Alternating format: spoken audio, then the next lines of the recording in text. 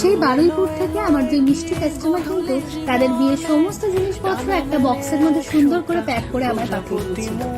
আজকের এই ডিজাইনারের যুগে তাদের গাছ ফটো আর সিঁদুর চুপড়ির মধ্যে ছিল আলাদাই কিছু ট্র্যাডিশনাল ছোঁয়া। ইভেন তাদের কাজের লতা আর জাতির মধ্যে সুন্দর কিছু আলপনা দিয়ে ডেকোরেট করা ছিল। আমার সব থেকে বড় চ্যালেঞ্জ ছিল একটি 12x16 ইঞ্চের ফ্রেমের মধ্যে এতগুলো সুন্দর সুন্দর জিনিসকে প্রেজেন্ট করা।